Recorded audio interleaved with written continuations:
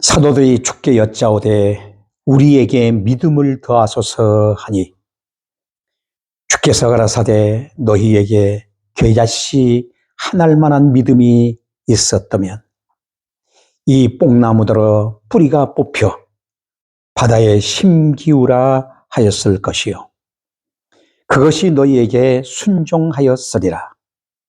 너희 중에 누이게 밭을 갈거나 양을 치거나 하는 종이 있어 밭에서 돌아오면 저더러 곧 와 앉으라 먹으라 할 자가 있느냐. 도리어 저더러 내 먹을 것을 예비하고 띠를 띠고 나의 먹고 마시는 동안에 수종 들고 너는 그 후에 먹고 마시라 하지 않겠느냐. 명한 대로 하였다고 종에게 살해하겠느냐.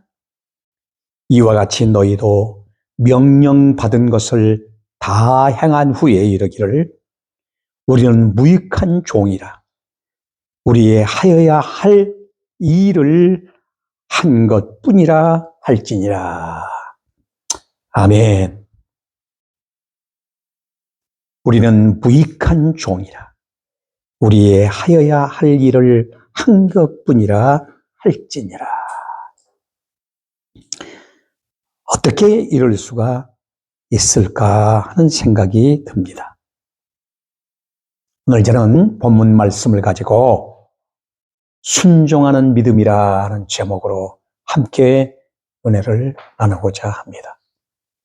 오늘 믿음의 깊은 의미가 어떤 것인가를 우리가 함께 생각하면서 오늘 말씀과 함께 여러분의 마음에 믿음의 새로운 결단이 임하기를 바랍니다.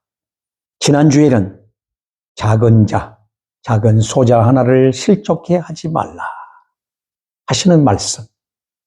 그러면서 이어지면서 형제가 죄를 범하거든 7번이라도 그날에 7번이라도 와서 회개하면 용서하라. 용서의 은혜를 우리에게 가르쳐 주셨습니다. 이 말씀을 듣고 있던 제자들이 아마도 주님께 여짜오되 우리에게 믿음을 더하소서라고 오늘 여기 5절 말씀에 말하고 있는 것을 보게 됩니다. 우리에게 믿음을 더하소서. 왜 그랬을까요? 아마도 제자들은 예수님께서 말씀하시는 의도를 어느 정도 깨달았지 않나 이렇게 생각이 듭니다. 왜냐하면 앞에서 우리가 말씀드렸지만 충성되고 지혜 있는 청지기가 되어 청지기면 주인이 맡긴 모든 전반을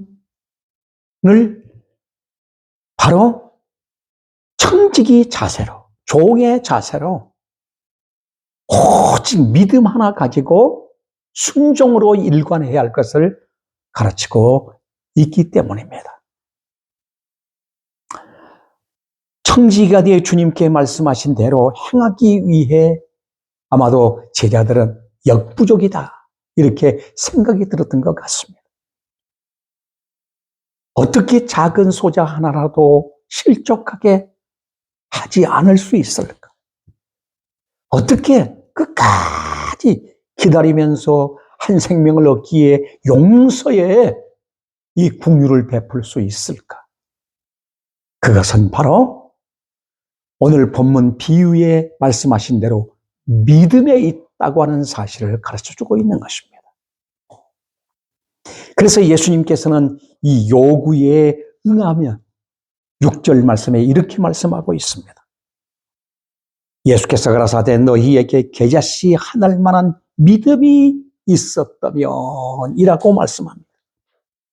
그러면서 만약에 이 믿음이 있다면 이 뽕나무더러 뿌리가 뽑혀 바다에 심기우라 하였을 것이다. 그렇게 되어졌으면 아마도 그렇게 뽕나무가 뿌리채 뽑혀 바다에 옮겨졌을 것이다. 뽕나무는 한번 자라게 되면은 5m에서 10m 이렇게 엄청난 나무로 번성하게 됩니다. 뿌리채 뽑아서 바다에 옮긴다고 하는 것은 불가능한 일입니다. 믿음은 곧 가능하다라고 하는 사실을 가르쳐주고 있는 겁니다. 왜입니까? 하나님은 못하실 것이 없으신 분이십니다. 그래서 하나님은 전지전능하신 분이시고 무소불능하신 분이시고 무소부재하신 분이십니다. 무소불능, 어떠한 것도 하실 수 있는 분이 하나님이십니다. 그러면 내가 예수 그리스도를 믿는다고 하는 것은 무엇입니까? 그리스도와 하나 되었다는 것입니다. 하나 됐다는 말은 우리 주님이 내 안에서 어떠한 일도 이룰 수 있는 분이라고 하는 사실을 믿는 것입니다. 이게 얼마나 중요한 일인지 모릅니다. 그래서 예수님께서 계자씨 비유를 들어서 답을 하고 있습니다. 그래서 뽕나무 뿌리가 뽑혀 바다에 심규이라 하는 말씀이 나오게 된 것입니다. 오늘을 사는 성도들이 다 그렇게 생각하고 있습니다. 그러나 예수님께서는 우리가 생각하는 믿음을 무엇으로 표현하고 있느냐? 믿음을 오늘 이 본문 말씀 믿으면서 무엇으로? 이어서 종의 비유를 들어서 또 말씀하고 있습니다. 그런데 어떻게 이 말씀이 연결되어지고 있을까? 믿음은 곧 순종이라는 이 은혜의 세계 속에서 바로 결부되어 있음을 가르쳐주고 있는 겁니다. 순종은 곧 믿음입니다. 믿음은 곧 순종입니다. 우리 예수님께서도 아버지여 할만하시거든 이 잔을 내게서 지나가게 하옵소서. 그러나 나의 원대로 마옵시고 아버지의 원대로 되기를 원하나이다. 순종입니다. 예수님은 십자가를 앞에 놓고 이마에 땀방울이 핏방울이 되기까지 기도하시면서 주님께 간구하는 것이 무엇이었습니까? 순종의 삶을 드리기 위해서. 이게 바로 믿음인 것입니다. 오늘 우리의 믿음은 어떻습니까? 오늘 우리의 믿음을 잘못 착각할 때가 많습니다.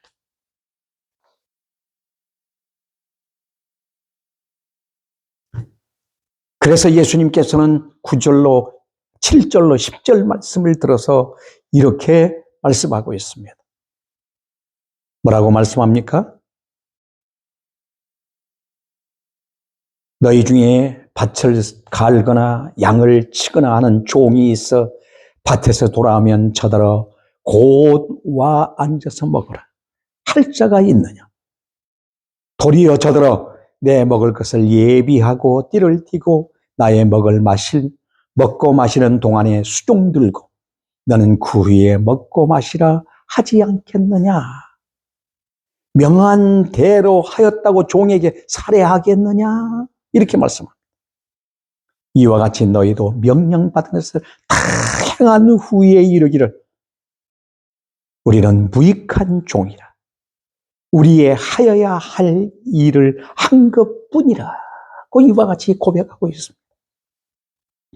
이것은 바로 무엇입니까? 전반적인 말씀의 하나로 묶으면 순종이라는 겁니다. 청지기는 주인에 대한 철저한 순종 하나밖에 없습니다. 이것이 곧 믿음이라는 겁니다. 그거 하나 보고 주인은 모든 것들을 다 맡긴 것입니다. 왜 예수님께서 계자씨 비유를 말씀하셨다고 생각합니까? 종을 비유로 말씀하시기 위해서 바로 믿음을 순종과 결부시키고 있다는 말씀으로 이어지고 있는 겁니다. 흔히들 생각하기를 믿음이 많은 사람이란 불가능을 가능케 하는 그런 사람이라고 말들을 하고 있습니다. 예수님 말씀대로라면 그런 믿음은 계자성이 하나할 만한 믿음이라고 여기서 표현되는 말씀. 충성되고 지혜 있는 청지기들에게 필요한 것은 바로 믿음이라고 하는 것을 가르치기 위해서입니다. 청지기는 명령받은 것을 다 행한 후에 이르기를 우리는 무익한 종이라 우리의 해야 할 일을 한 것뿐이라고 이와 같이 고백하고 있습니다. 그래서 로마서 1장 5절에도 순종의 믿음, 순종하는 믿음이라고 이와 같이 표현하고 있습니다. 그래서 진정한 믿음은 순종. 모든 것들을 한 후에 자랑하거나 공로를 내세우지 않습니다. 자기의 의의를 드러내지 않습니다. 오직 주인의 명령에 순종하는 따름입니다. 이게 믿음입니다. 청지기들에게 필요한 것은 이 순종하는 믿음인 것입니다. 이것이 제자된 청지기들이 주님 오실 때까지 감당해야 할 본분입니다. 이것이 바로 곧 우리들의 본분이기도 합니다.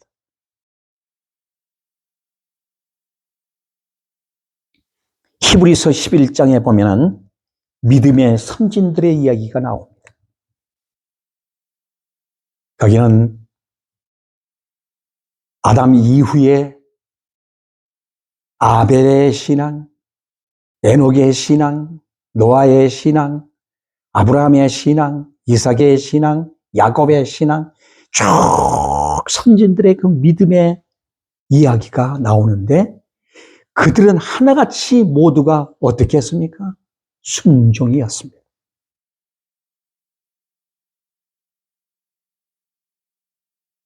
에녹은 죽음을 보지 않고 하나님 앞에 들려갔습니다.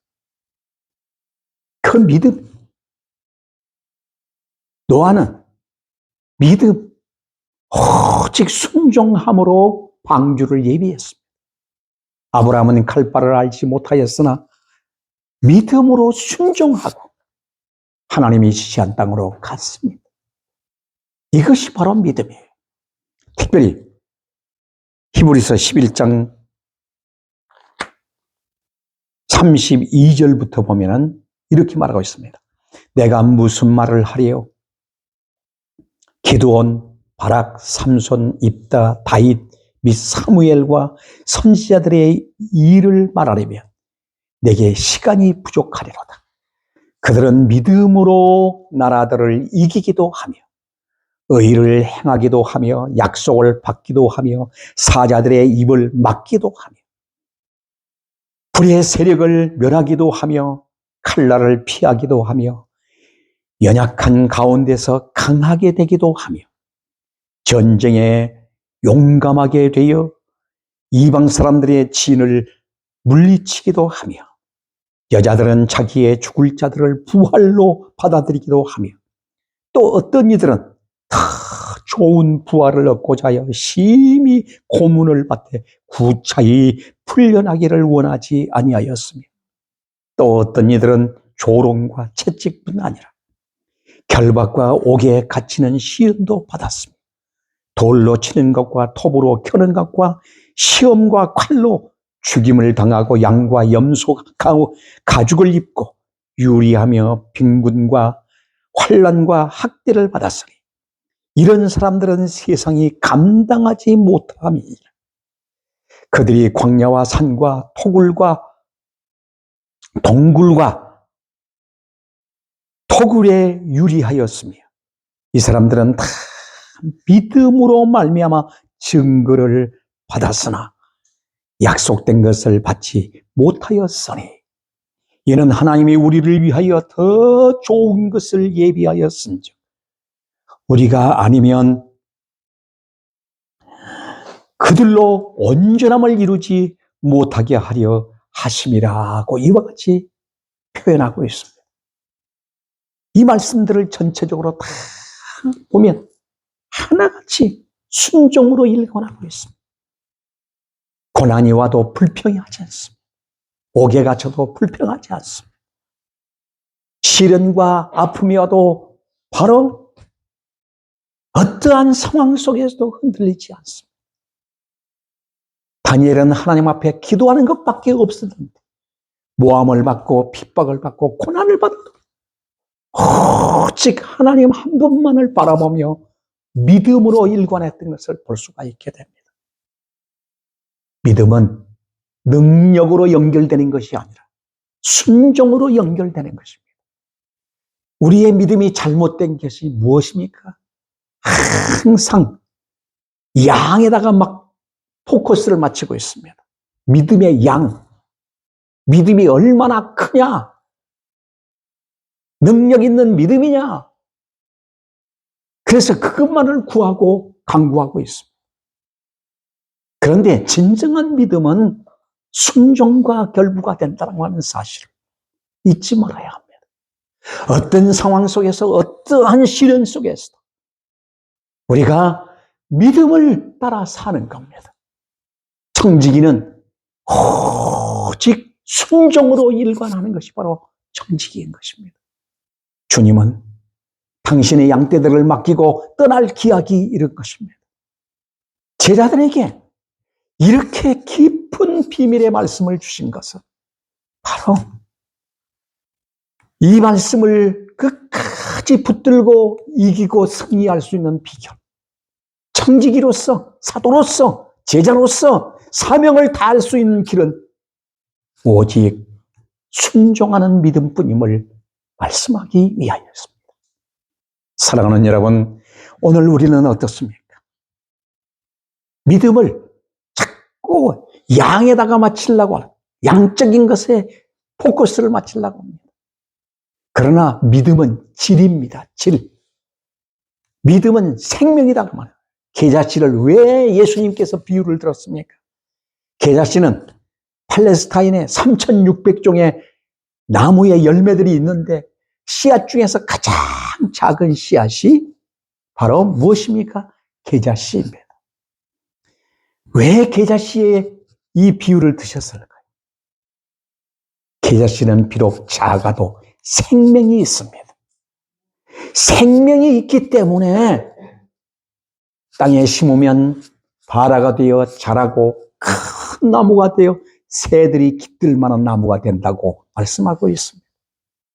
그렇습니다. 아무리 화려하고 커도 쭉정이는 생명이 없습니다. 믿음만이 생명이 있는 겁니다. 믿음은 곧 생명입니다. 믿음은 예수 그리스도와 하나 되는 것입니다. 믿음은 하나님과 일치되는 것입니다. 믿음은 말씀과 일치되는 것입니다. 믿음은 성령 안에 성령으로 충만한 겁니다. 이게 믿음입니다. 이 믿음이 우리에게 있을 때 우리는 이 세상에 사는 동안 주님 오실 때까지 청지기로서의 어떤 삶이 가능한 순종의 삶이 가능하다고 말씀하고 있습니다. 그래서 우리가 순종하는데 부끄럽지 않도록 연약하지 않도록 우리를 강력하게 세우시려고 주님이 믿음을 주신 것입니다. 이 땅에서 청지기로서의 삶을 우리가 잘 살아가는 이 믿음은 생명이라고 하는 것을 잊지 말아야 할 것입니다. 왜 우리에게 고난이 있고 시련이 있고 역경이 있습니까? 그 시련과 역경은 곧 우리의 믿음을 성숙해 하기 위함입니다. 생명의 풍성함으로 순종을 아름답게 이루어가게 하기 위함입니다.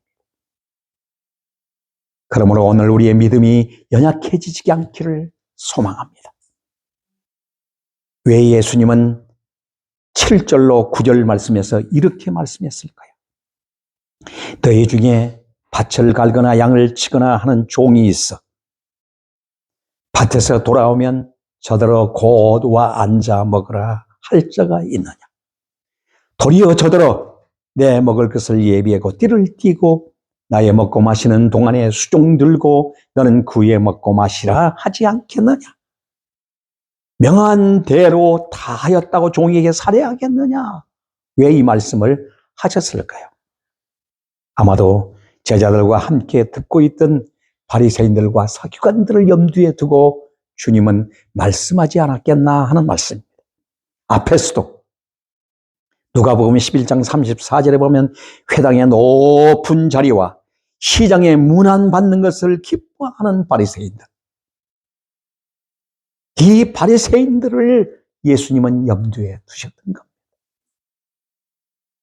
그리고 누가복음 11장 46절에 지기 어려운 짐을 사람들에게 지우고 너희는 한 손가락도 이 짐에 대지 않는 자들이라고 말하면서 율법사들을 염두에 두고 말씀하셨습니다. 아마도 예수님께서는 너희 중에라고 하신 이 말씀을 볼 때 앞에서 7절 바로 들어가면 너희 중에 라고 하신 말씀을 볼 때 그들을 염두에 두고 말씀하지 않았나 생각이 듭니다. 저들은 성도들을 그토록 가혹하게 부려먹으면서 사례는커녕 나는 하나님 앞에서 이렇게 하였노라고 자랑하면서 상자에 앉아 대접받기를 좋아했다는 겁니다. 오늘날 우리들이 지도자라고 하면서 그런 위치에 있지 않나 생각해 봐야 할 것입니다. 세상의 주인들은 종들에게 그렇게 가혹하게 대하지만 우리 예수님께서는 다시 오실 때에 깨어있는 종들에게 누가복음 12장 37절로 40절에 보면 그 종들이 복이 있으리로다. 내가 진실로 너희에게 이르노니 주인이 띠를 띠고 그 종들을 자리에 앉히고 나와 수종하리라. 이런 영광스러운 말씀을 주시고 있는 것을 보면 예수님은 제자들이 가야 할 길이 무엇인가?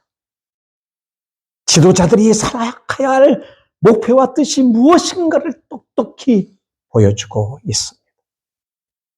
이 땅 위에 살아가는 자 중에 크고 높은 자가 따로 있습니까? 아닙니다. 다 낮은 자입니다. 청지기입니다. 목사도 장로도 성도도 할 것 없이 모두가 하나님의 청지기들입니다. 자기들에게 주어진 직분에 오직 순종으로 일관하면서 믿음을 드러내는 진실한 주님의 종들이 되어야 될 것입니다. 오늘 우리는 본문 성경을 다시 한번 보면서 도리어 저들어 내 먹을 것을 예비하고 띠를 띠고 나의 먹고 마시는 동안에 수종 들고 너는 그 후에 먹고 마시라 하지 않겠느냐. 명한 대로 다 하였다고 종들이 살해하겠느냐. 이와 같이 너희도 명령받은 것을 다 행한 후에 이르기를 우리는 무익한 종이라. 우리의 하여야 할 일을 한 것뿐이라. 이 믿음의 고백이 있는 삶이 되기를 바랍니다. 우리의 하여야 할 일을 한 것뿐입니다. 언제나 주님이 하셨지 주님의 이름으로 내가 맡겨진 일 믿음으로 한 것뿐입니다. 순종한 것뿐입니다. 라는 고백으로 우리의 신앙이 단단히 세워져 주님 뜻을 이룰 수 있기를 축원합니다. 기도하겠습니다. 자비롭고 은혜로우신 아버지 감사합니다. 저희들을 이처럼 사랑해 주시고 축복해 주셨어. 청지기로서 이 땅에 살아가는 저희들이 지혜 있고 충성된 청지기를 이런 청지기인가 다시 한번 나 자신을 바라보며 이 청지기적 직분은 오직 믿음으로 순종밖에 없음을 가르쳐주고 있으며 오늘 또 깨닫게 하시니 감사합니다. 주님, 출발도 순종이요. 또한 우리의 삶 전부가 순종이요. 끝도 순종이 되게 하셔서 믿음으로 일관된 삶이 되도록 저희들을 이끄시옵소서. 감사드리며 예수 그리스도 이름으로 기도하옵나이다. 아멘.